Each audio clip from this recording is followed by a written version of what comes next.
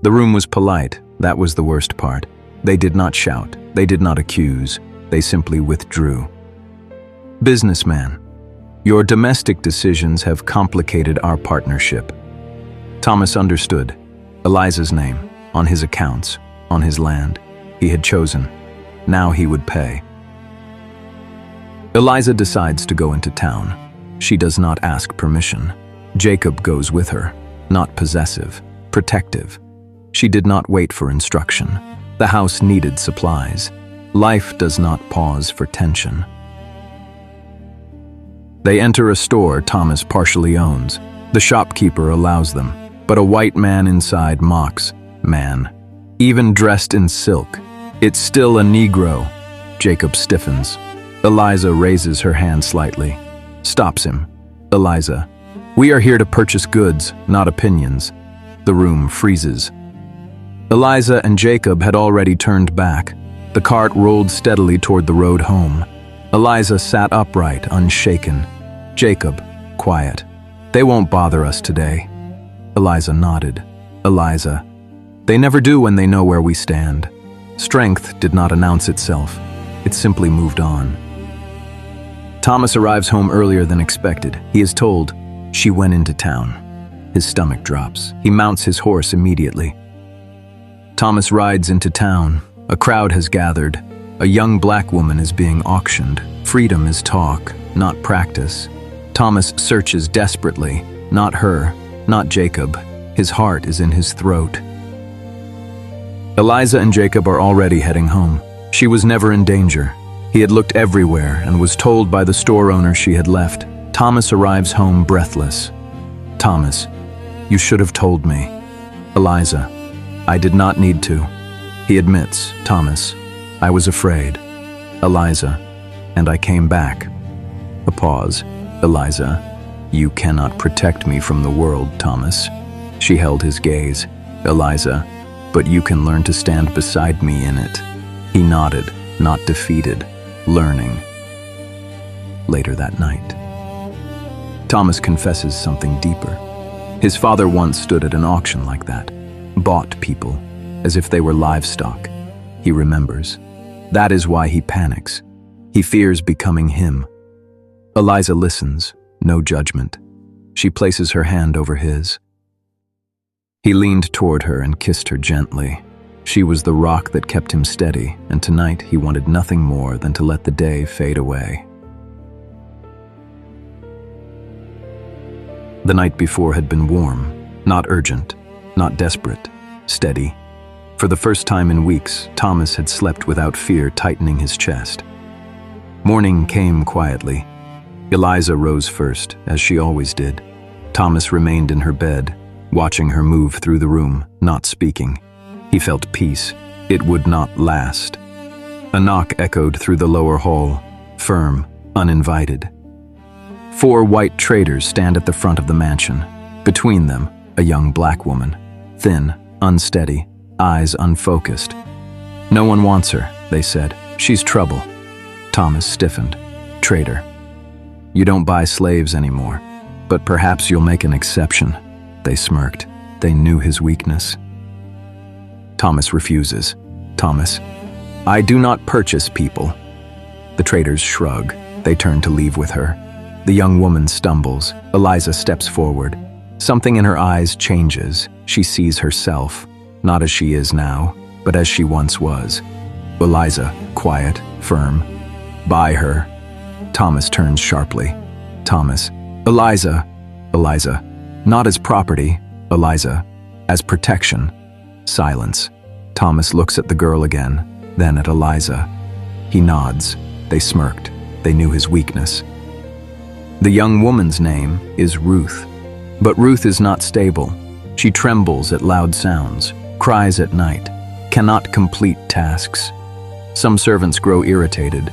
Jacob is placed in charge of her care.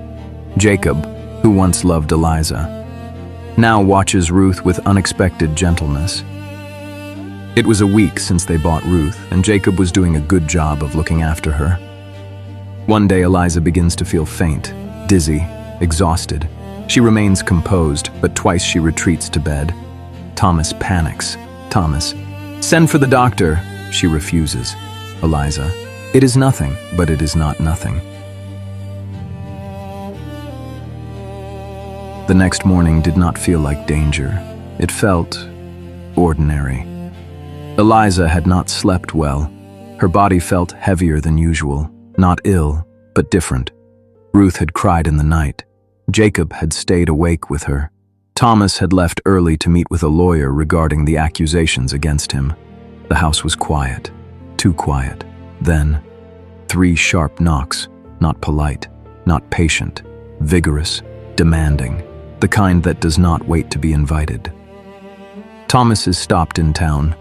2 state officials, papers in hand, forgery accusations, land misrepresentation, false documents claiming he illegally transferred freed labor contracts. Thomas does not resist. He knows this is not about paper. It is about example. They wanted him seen, so others would think twice. The vigorous knocks echo again. Eliza walks slowly to the door. Jacob steps forward instinctively. She lifts her hand slightly, stops him. She opens the door. 3 white men stand there, not officials, local men, testing the ground. Man, seems your husband is detained. Silence. Eliza stands steady despite the dizziness that lingers behind her eyes. Man, this house might change hands soon. They look past her, as if measuring, as if calculating. After they leave, Eliza closes the door. The strength slips slightly. She leans against it, not defeated, just tired. Ruth stands at the hallway corner watching, fear in her eyes. Eliza notices. She straightens immediately, walks toward Ruth, kneels. Eliza, soft. He will return. She does not say when, she does not say how, but she believes it. Thomas spends 1 night confined, not beaten, not harmed, but stripped of control. He had once feared losing Eliza. Now he feared losing the ground beneath her. He sits alone, thinking about his father, about auctions, about anger, about legacy. He is released the next day, only 1 night, because he is wealthy, because they lack proof. But the message was sent. When he returns home, he expects panic. He finds order. Eliza standing in the yard giving instructions. The house did not collapse. She did not beg. She did not hide. The gate opened just before sunset. The horse was tired. So was the man riding it. Thomas had prepared himself for many things: anger, fear, collapse. He was not prepared for calm. Eliza stood in the yard giving instructions to one of the field hands, her posture upright, her voice steady, as if nothing had shaken the earth beneath them. Thomas stopped the horse. For a moment, he simply watched her. She turned, their eyes met. Silence, not dramatic, not loud, just full. Thomas steps forward, not running, not commanding, just walking. Thomas, low. I thought I might lose everything. Eliza studies his face. Eliza, you did not. A beat. He almost laughs, but it is hollow. Thomas, the house, the land? She steps closer. Eliza, you feared losing more than that. That lands. He nods, barely. He reaches for her, slowly, as if asking. She lets him. He pulls her into him, not forceful, not desperate, just holding, like someone who almost drowned. The house is quiet again, candlelight. The day has settled into stillness. Thomas sits on the edge of the bed. Eliza removes her earrings slowly. He watches her. Finally, Eliza, gentle but direct. Was it because you freed them? She turns to face him fully. Eliza, or because you married me? Silence. Heavy. Thomas does not pretend. Thomas, they would have tolerated the first. A breath. Thomas, they will not forgive the second. She does not flinch, but something in her still absorbs it. Eliza, then you knew. Thomas, I did, Thomas, and I chose it anyway. That is the truth. No grand speech, just that. Eliza studies him, not testing, not accusing, measuring. Eliza, Quiet. Then we endure it together.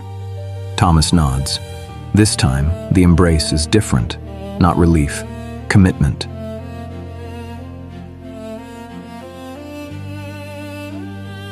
The house felt steadier. But Eliza did not.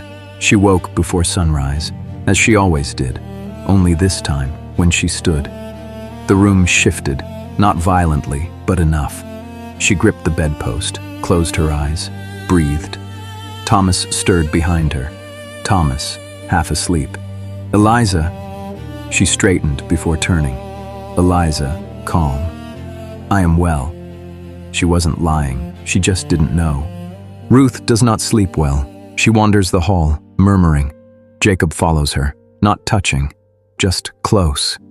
Eliza watches from the top of the staircase. She feels protective, but she feels tired. Jacob notices. Jacob, low. You should rest. She almost smiles. Eliza, this house does not rest. But later, she does. And that is what unsettles Thomas most.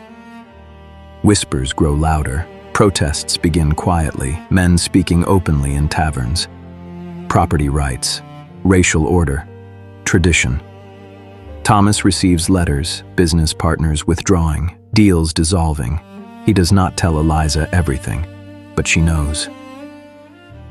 Midday heat. Eliza supervising kitchen. Sudden dizziness stronger than before. The room tilts. A glass slips from her hand. Thomas hears it from the hall. He reaches her before she hits the floor. Panic flashes across his face. Real panic. Thomas. Eliza! She regains consciousness quickly, but his hands are shaking. Eliza. Weak smile. I told you. I am well. He does not laugh. Thomas insists. A doctor arrives quietly, examines her, asks questions. Eliza answers calmly.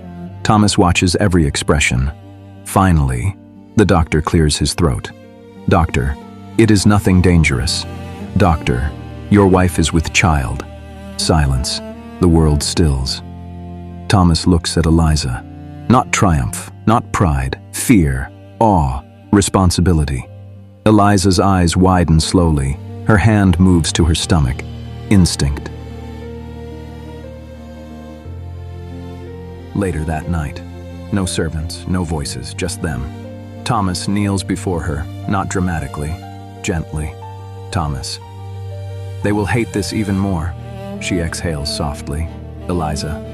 Then we will give them more to hate. A faint smile. He places his hand over hers, over their child, and for the first time, his anger feels smaller than his future. The house had learned her name. Now, the world would learn their child's, and the world did not yield easily.